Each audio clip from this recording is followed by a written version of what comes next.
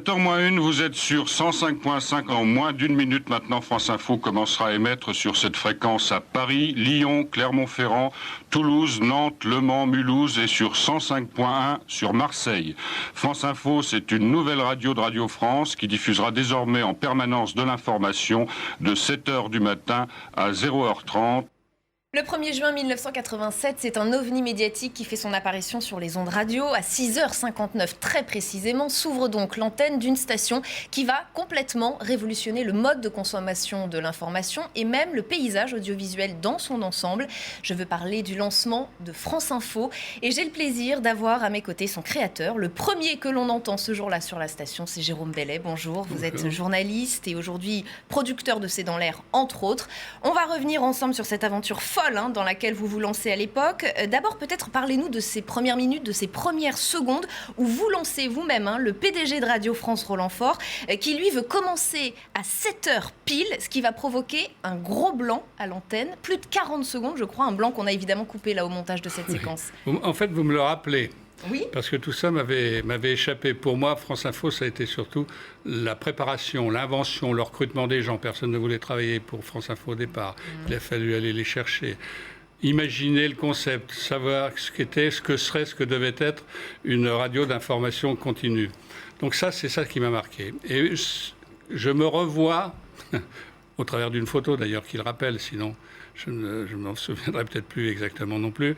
Sur cette petite photo, il y a Roland Faure, PDG, Michel Goujon, le premier journaliste qui va faire le premier journal, et moi. Je ne savais même pas que c'était moi qui avais fait le décompte. Puis il y a eu un blanc à l'antenne parce que Roland Faure s'était trompé de chronomètre, si j'ose dire, et il ne savait pas qu'il devait envoyer, donc il y a eu un long blanc. 42 secondes 42 secondes. Cela dit, je me demande qui écoutait à l'époque, parce que ce dont je me souviens en revanche, et qui vous est peut-être arrivé à vous, là, moi en tout cas, qui ai présenté aussi des journaux radio et télévision, je me souviens que la première fois en télévision, j'ai eu cet effet qui vous asphyxie à moitié, surtout qu'à l'époque, on était moins éclairé dans les studios. D'un seul coup, vous parlez, vous regardez une caméra et au bout de quelques secondes, vous vous dites « Mais qu'est-ce que je fous là ?» C'est vrai, ça arrive, je confirme. Vous confirmez? C'est l'espèce d'angoisse du présentateur. Eh bien là aussi, personne n'était au départ à l'écoute, puisque cette fréquence n'était occupée par personne à ce moment-là. On s'est dit « Mais... » Voilà, c'est parti. Pourquoi et ça ne va pas s'arrêter. Et ça ne va pas s'arrêter. Rappelons-le quand même, l'information continue, à l'époque, c'est un concept absolument nouveau, inédit. Un journal toutes les demi-heures, rappel de titres au quart d'heure, et tout cela entrecoupé de chroniques très courtes. C'est vous qui arrivez en France avec ce concept qui vous vient d'où ? Il me vient de moi. Je suis désolé de le dire, mais c'est vrai. Vous avez raison de le dire. Et j'ai connu l'angoisse de la page blanche, parce qu'il ne suffisait pas de dire « ça serait bien, une radio, il n'y aurait que de l'information, etc. » On était, tous les journalistes à l'époque étaient admiratifs devant le développement de CNN, quelques années avant, à peine. Mais c'était de la télévision, c'était un genre différent. Et là, on se lançait dans la radio. À quoi ça va ressembler? Faire de l'information en continu. Déjà, est-ce qu'on choisit la demi-heure comme séquence tournante? Qu'est-ce qu'on met à l'intérieur? Que représente l'information? Tout ça s'invente et puis se teste. Et ensuite, on l'a testé au fur et à mesure des mois et des années. Mais le concept est conçu très rapidement quand même, en 3 mois, avec une petite équipe, un petit budget. Oui, parce qu'on a ça dans la tête. Et puis, en réalité, j'avais déjà réfléchi plusieurs années auparavant à ce que pouvait être une radio d'information continue, parce que sans rentrer dans le détail, on m'avait fait miroiter ça comme sorti d'un placard. Je me suis retrouvé plusieurs fois dans les placards, dans cette... Ça arrive. Oui, surtout dans ce métier, puis à l'époque. Et on a essayé de m'agiter une petite carotte en me disant si on faisait une émission d'information, une radio d'information continue, etc. J'avais gambergé ça. Et puis quand j'ai sorti un début de projet, on m'a dit non, c'est trop cher, on ne va pas le faire. Et quel accueil vous recevez de la part des autres médias, des autres journalistes? Comment on vous regarde avec votre projet, votre concept un peu bizarre? Sceptique, on n'y arrivera pas. Les grandes radios, c'est-à-dire France Inter, Europe et RTL, avaient le monopole de l'information. Tous les grands journalistes de radio étaient là. Les gamins qui allaient s'amuser dans leurs cours à vouloir nous faire on ne sait quoi d'ailleurs. C'était le début de la FM. C'est grâce à la FM, aux fréquences FM, qu'on a pu lancer l'affaire. Pour eux, la FM, c'était les radios jeunes, les radios pas sérieuses, donc on était sceptiques. Amusez-vous dans la cour, les enfants. Eh bien, on s'est bien amusé. Oui, parce que les critiques sont quand même violentes à l'époque. Robinet à nouvelles, radio lue et répétitive, cadre rigide et figé.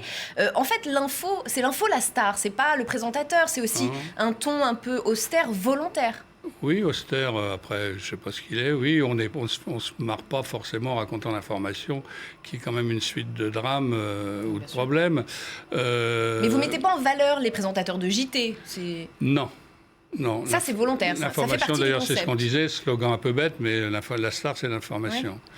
Et à nous d'amener l'information, de la décortiquer, de commencer aussi c'est la première fois qu'on cherchait surtout beaucoup, et on n'a pas été les seuls, mais à expliquer l'information, à la remettre dans son contexte, parce qu'une information sans contexte n'est pas une information. Bien sûr. On s'est fait traiter de tous les noms, oui, on se foutait de nous, et on a même dit que c'était une opération politique à une époque. Voilà. Et alors, ce qui est absolument incroyable, c'est que le public va vraiment être au rendez-vous.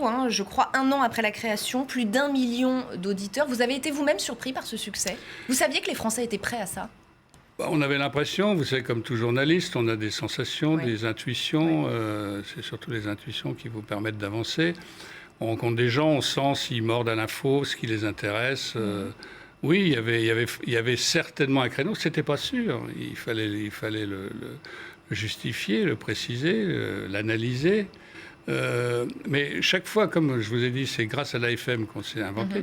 Chaque fois qu'on nous donnait une fréquence, au début, on ne voulait pas nous en donner. Il a fallu se débrouiller tout seul. Roland Faure, là, a été très bien, puisqu'il m'a soutenu, il m'a fait confiance tout le temps.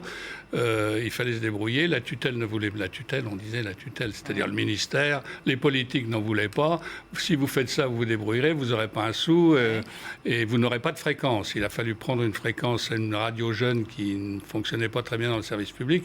Ça a été aussi un drame. On tuait les jeunes. Oui, il y avait déjà Énergie, il y avait toutes les radios musicales. C'était pas, à mon avis, à France Inter à faire ce genre de radio. Et ensuite, vous allez adapter ce modèle à la télévision en lançant donc LCI, notre chaîne, le 24 juin 1994. Là, c'est un nouveau pari, c'est encore un peu différent. C'est un nouveau pari, oui, parce qu'il y a de l'image, puis il y a du temps qui est passé, puis on s'est rendu compte de ce qu'il fallait faire, moins faire, ne pas faire. Et je pense que les télévisions se posaient la question de savoir si elles aussi n'allaient pas faire de l'information continue. Elles voyaient se développer CNN, tout le monde admiratif, comme je vous l'ai dit. Et donc, quand on m'a demandé qu'est-ce que vous feriez si on vous donnait à faire cette télé, je me suis dit, commençons par voir comment ça s'adapte, un schéma radio à une télévision. On a une force qui est l'image. Et on a eu un peu de chance. On a eu 2-3 événements qui, au départ, ont marqué et qui ont montré que la force de l'image, surtout lorsqu'on est en direct, c'était le fameux détournement d'avion de Marseille, l'Airbus, puis il y a eu le Rwanda, puis les premières...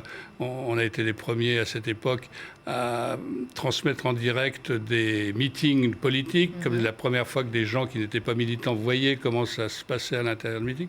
Il y a quand même eu beaucoup d'éléments qui ont permis de renforcer l'idée qu'il fallait faire aussi une chaîne de télévision. Alors, ça ne vous a pas échappé, l'info en continu, aujourd'hui, c'est quand même pas mal critiqué. On parle de trop d'immédiateté, d'instantanéité, manque de recul. Quel regard vous portez-vous aujourd'hui sur l'info en continu? On a raison, je suis le premier à le dire.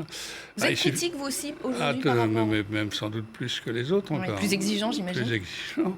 Bien entendu, c'est surtout, n'oublions pas que depuis, le net est venu s'ajouter...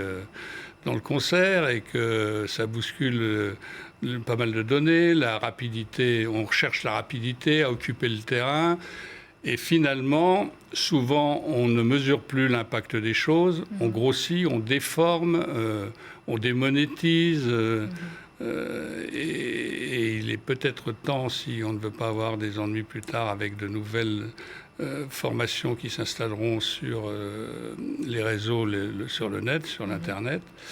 Et il serait peut-être temps de réagir. Moi, je dis qu'il faut réinventer le métier.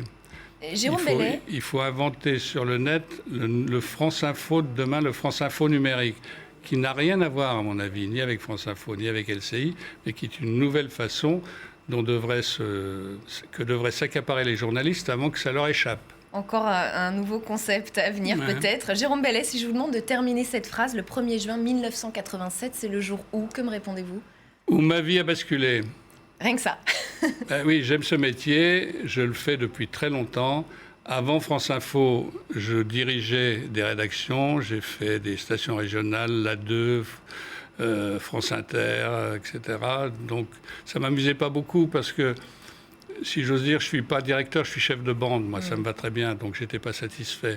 Et là, d'un seul coup, je me suis mis à réfléchir sur ce métier sur lequel on ne réfléchit pas souvent. Ça me fait basculer parce qu'après, je suis allé de concept en concept, y compris à Europe 1 quand on a refait Europe 1. Merci beaucoup Jérôme Bellet d'avoir été mon invité dans Le Jour où l'information continue sur LCI.